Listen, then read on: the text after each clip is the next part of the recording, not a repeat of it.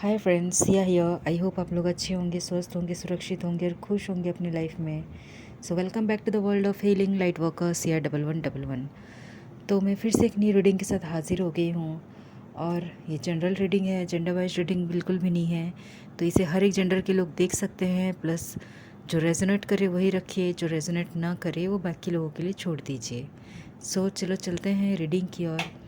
अगर आपको मेरी रीडिंग अच्छी लगती है तो लाइक करें, सब्सक्राइब करें, कमेंट करें एंड शेयर करें, ताकि मुझे पता चले कि हाँ आपको रेजोनेट कर रही है या नहीं, या फिर कितना पसंद आ रहा है। सो चलो चलते हैं रीडिंग की ओर। सो आज का रीडिंग है नो कॉन्टैक्ट जोन। तो जिन लोगों की बातचीत नहीं हो रही है या फिर ना के बराबर हो रही है, उन लोगों को ज़्यादा मतलब रेजोनेट कर सकती है जो लोग नो कॉन्टैक्ट जोन में हैं। और जो लोग नहीं भी हैं, स्टिल आप इस वीडियो को देख सकते हो। सो चलो चलते हैं, शायद आपको कोई मैसेज मिल जाए इससे।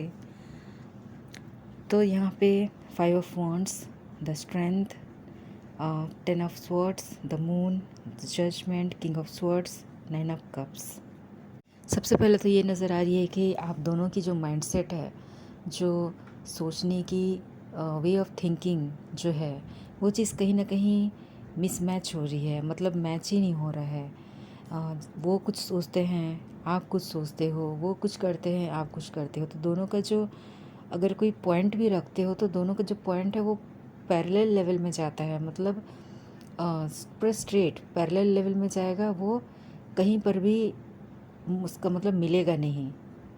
और ना ही मिक्स होने के चांसेस हैं, क्योंकि आप दोनों बहुत ज़्यादा डिफरेंट पर्सनालिटीज़ के पर्सन हो, डिफरेंट थॉट्स रखते हो, डिफरेंट डिफरेंट पॉइंट्स रखते हो। आपका देखने का नज़रिया अलग है, पर्सपेक्टिव अलग है। तो ऑब्वियस सी बात है कि आप दोनों के बीच में थोड़ी बहुत थॉट्स को लेकर, सोच विचार को लेकर, अपने ओपिनियंस को लेकर, लाइफ के व्यूज़ को लेकर थोड़ी मिसमैच होती है। बट स्टिल आप दोनों इतने मैच्योर्ड हो कि आप दोनों संभाल सकते हो इस चीज़ को।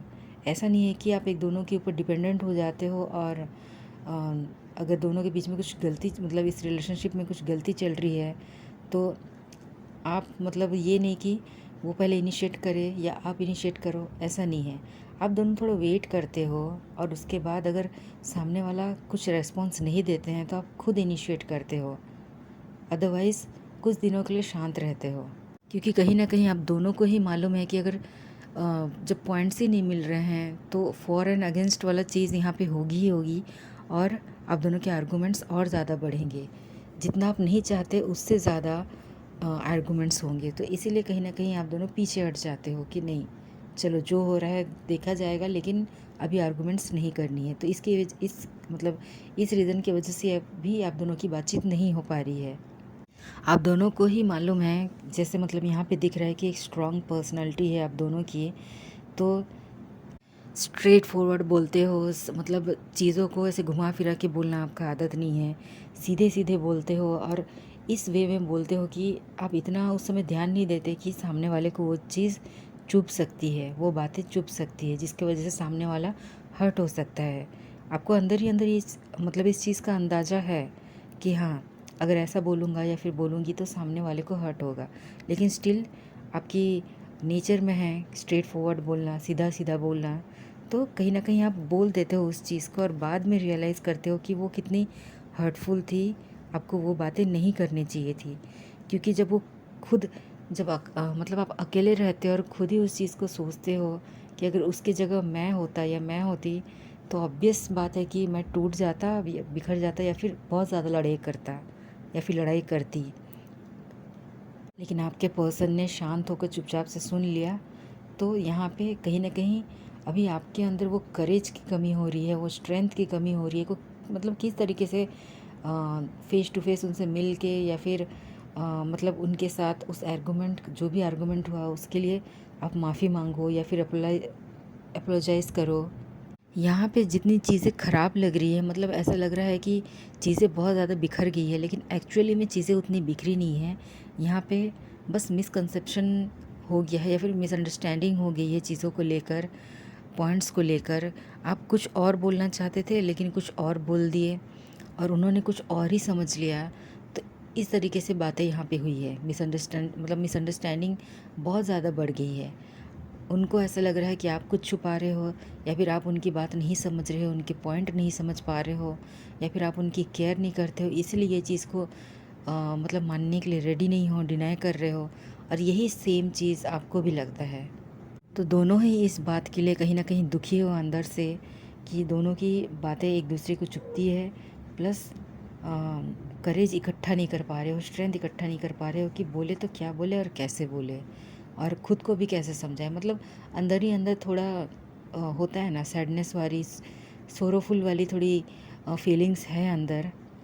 तो आप प्रे कर रहे हो ऊपर वाले से कि प्लीज़ आप उन्हें, मतलब ऊपर वाले आपको करेज दे, स्ट्रेंथ दे, ब्रेव नेचर दे, ताकि आप सीधे तरीके से बोलो, लेकिन एक वे ऑफ टॉकिंग होता है, एक वे ऑफ मतलब एक्सप्रेशन, अपना एक्सप्रेशन कहे या फिर एक्सप्रेस करने का जो तरीका होता है, जो सलीका होता है, उस चीज़ को ध्यान में रखते हुए शांति से बोलना है, ताकि ना ही आपका कर्म खराब हो, ना ही उनका खराब हो।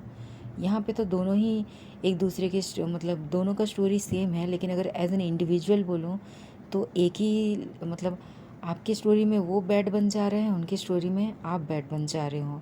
तो इस तरीके से यहाँ पे नज़र आ रहा है। तो कहीं ना कहीं आप दोनों को समझ में भी आ रही है और नहीं भी समझ आ रही है। एक पॉइंट को प्रूव करने के लिए, एक आर्गूमेंट में मतलब जीतने के लिए, विन करने के लिए, आप दोनों को जैसा करना पड़ा आपने किया, जो बोलना पड़ा आपने बोला, लेकिन कहीं ना कहीं खुद की हानि हो गई, क्योंकि जितना ज़्यादा बोलोगे उतना मतलब उतना ही बैड नज़र आओगे किसी की स्टोरी में। खासकर चाहे वो आप सही बोलो चाहे गलत बोलो, तो कहीं ना कहीं सामने मतलब बहुत ज़्यादा बोलने वाले को उतना ज़्यादा प्रीफर नहीं किया जाता। तो यहाँ पे भी वही सेम चीज़ हो रहा है। लेकिन एक चीज़ यहाँ पे ये भी दिखाई दे रही है, ये भी समझ में आ रहा है कि अब अंदर से आप दोनों समझ रहे हो कि आप दोनों की जो कम्युनिकेशन स्किल वो काफ़ी अच्छी है। तो आप दोनों को कहीं मतलब अंदर से ही एक फीलिंग आ रही है कि मतलब सामने वाले को या फिर आपके पार्टनर को इस वे में आप बोल सकते हो, जिस तरीके से कड़वे आवाज़ मतलब वॉइस में आपने उन्हें बोली, बिटरनेस के साथ बोला, तो उनको बुरा लगा। लेकिन आप सहज तरीके से, सरल तरीके से, पूरा प्यार से, सलीके से अगर आप वही बात को बोलोगे तो वो मान जाएंगे।